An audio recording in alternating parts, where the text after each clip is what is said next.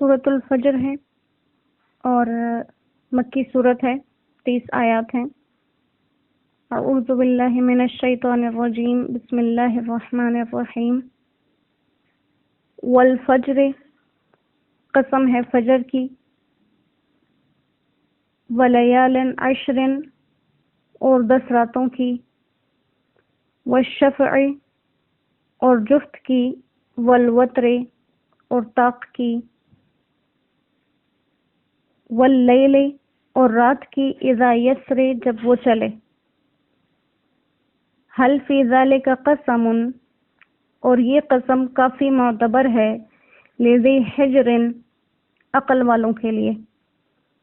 الم تر، کیا تو نے نہیں دیکھا، کیف فعل ربک، کیا کیا تیرے رب نے، بعاد، قوم عاد کے ساتھ، ارم، ارم والے، ذات العماد، جو ستونوں والے تھے، التی، وہ ارم، لم یخلق مثلھا، کہ نہیں بنائے گئے تھے ان جیسے، فی البلاد، شہروں میں۔ وثمود الذین، اور قوم سمود، جابوا الصخر، جو کہ تراشتے تھے پتھروں کو، بالواد، وادی میں۔ وفرعون، اور فرعون، ذی الاوتاد، میخوں والا۔ یہاں سب سے پہلے فجر کی قسم کھائی، پھر 10 راتوں کی، پھر جفت اور طاق کی، پھر رات کی جب وہ چلے۔ فجر سے فجر کا وقت ہی مراد ہے، اور 10 راتوں سے زیادہ علماء کے نزدیک 10 راتوں سے ذی الحج کی 10 راتیں مراد ہیں، اور 10 راتوں کا مقصد وہ 10 دن مکمل کے۔ اور جفت اور طاق کی قسم کھائی گئی، تو جفت دنیا کی تمام چیزیں ہیں، کیونکہ ہر چیز کو اللہ نے جوڑ دیا ہے۔ والوتر، اور طاق اس کی اپنی ذات ہے کہ اس کا کوئی جوڑ نہیں ہے۔ اور رات کی قسم جب وہ چلے، تو بعض لوگوں کے نزدیک رات کی قسم جب وہ چلے سے رات ہی کی طرف اشارہ ہے کہ جب رات چلے، اور بعض لوگ کہتے ہیں کہ رات کی قسم جب وہ چلے تو وہ سے مراد اس میں آپ صلی اللہ علیہ وآلہ وسلم کی ذات ہے، اور یہ اس رات کا ذکر ہے جب آپ شب معراج کو گئے تھے۔ تو یہ تمام چیزیں، فجر اور 10 راتیں، اور یہ جفت اور طاق کا ہونا، اور رات جس میں آپ چلے یا جب رات خود گزر جائے، یہ تمام چیزیں عقل والوں کے لیے نشانیاں رکھتی ہیں، کیونکہ ان کے اندر قدرت کی عظیم شاہکاری نظر آتی ہے۔ فجر جس میں سارے اندھیرے ختم ہو جاتے ہیں، وہ 10 راتیں جس میں ابراہیم علیہ السلام کی ساری سنتوں کو زندہ کیا جاتا ہے، جس میں حج کے لیے انسان جاتے ہیں، اور حج سارے کا سارا سنت ابراہیمی ہے۔ اور جفت اور طاق میں یہ اشارہ موجود ہے کہ ہر چیز اپنے جوڑے کی محتاج ہے، لیکن سوائے اللہ کی ذات کے، کہ وہ جوڑ سے پاک ہے، وہ اپنے لیے کسی ساتھی سے، اپنے مقابل کی کسی چیز سے پاک ہے۔ اور رات سے اگر عام رات مراد ہو تب بھی یہ بڑی چیز ہے کہ مکمل اندھیرا ہے، لیکن وہ اندھیرا آہستہ آہستہ روشنی کی طرف منتقل ہو جاتا ہے۔ اور اگر معراج کی رات مراد لی جائے تو پھر بلا شبہ اس کی فضیلت میں کوئی کمی نہیں رہتی۔ تو کہا کہ ان تمام باتوں میں جن کی قسم کھائی گئی ہے، یہ عقل والوں کے لیے یہ قسمیں کافی ہیں۔ اور قسم کھا کر یہاں پر اللہ سبحانہ و تعالی انسان کو جھنجھوڑ رہے ہیں ایک طرح سے، کہ وہ اتنی بڑی ذات ہے جس نے یہ بڑے بڑے کمال کیے، تو تقاضا یہ نہیں تھا کہ اس کا نافرمان بنا جائے، تقاضا یہ تھا کہ اس کی فرمان برداری کی جائے۔ کیونکہ اگر انسان نافرمانی کرے تو اللہ آگے بتا رہے ہیں کہ تمہارے پاس نہ ویسی قوتیں ہیں نہ ویسی طاقتیں ہیں جیسے میں نے قوم عاد کو دی تھی، اور پھر قوم عاد میں سے جو ان کی ایک خاص قسم تھی ارم، جو ان کو دی تھی۔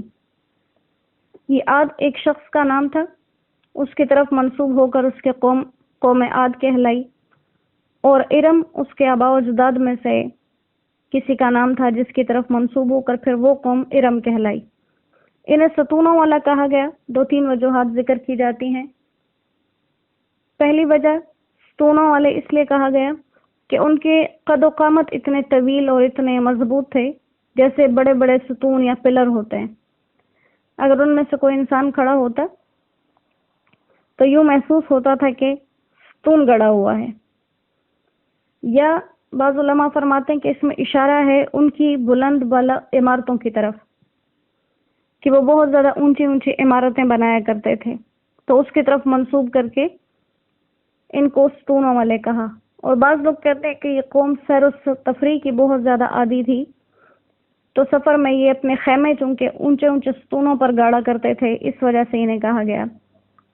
بہرحال مشہور قول اس میں یہی ہے کہ ان کے قد و قامت اور ان کی جسامت کی طرف اشارہ ہے، اور ساتھ میں صرف ان کو یہ نہیں بتایا گیا کہ وہ ستونوں والے تھے، آگے یہ بھی بتا دیا کہ ان جیسا شہروں میں کوئی بنا ہی نہیں، ایسے مضبوط ڈیل ڈول والے، ایسی تجربے کاری والے لوگ بنے ہی نہیں تھے، اور انہی کی طرح ایک اور تجربے کار قوم تھی۔ یہ تو بلند و بالا عمارتوں کو ستونوں پر بنانے والے تھے، اور دوسرے ایسے تھے جو اس سے بھی زیادہ مشکل کام کرنے والے، کہ چٹانوں کو تراش کر اس میں سے عمارات بناتے تھے۔ اور یہ جتنے صنعت کاری کے معاملات کیے جاتے ہیں کسی بھی طرح کے، یہ انہی قوموں کی طرف منسوب ہیں جنہوں نے یہ سیکھے نقش و نگار کرنا۔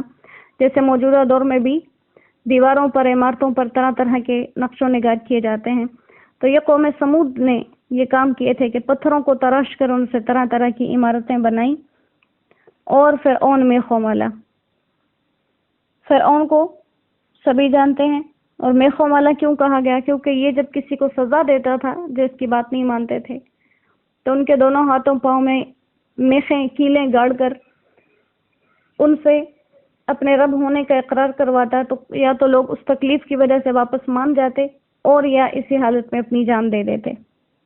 تو کہا یہ اتنے بڑے بڑے سرکش لوگ تھے، آگے ان کا انجام ذکر کیا جائے گا۔ اور اللہ سبحانہ و تعالی اپنی بڑائی کا درس کائنات میں سے بھی دے رہے ہیں کہ وہ کیسے رات کے اندھیروں کو صبح کی روشنی میں تبدیل کر دیتا ہے، وہ کیسی بابرکت ذات ہے جس نے اپنے سال کے دنوں میں ان 10 راتوں کو فضیلت بخشی، وہ کیسی ذات ہے جو جوڑ سے پاک ہے، وہ کیسی ذات ہے جو بڑے بڑے سرکشوں کو ایک لمحے میں ختم کر دینے والی۔ تو یہ مفہوم اور یہ تقاضے ہیں کہ ان چیزوں کو دیکھ کر، سن کر انسان اللہ کا فرمان بردار بنے، اس کا نافرمان نہیں۔ اللہ سبحانہ و تعالی ہمیں اس کو اچھی طرح سے سمجھنے کی اور اس پر عمل کرنے کی توفیق عطا فرمائے، اور جن چیزوں سے ممانعت کی گئی ہے ان سے ہمیں منع ہونے کی، اور جن کاموں کے کرنے کا حکم ہے ان کے کرنے کی اللہ ہمیں توفیق عطا فرمائے۔ وآخر دعوانا ان الحمد للہ رب العالمین۔ السلام علیکم ورحمۃ اللہ وبرکاتہ۔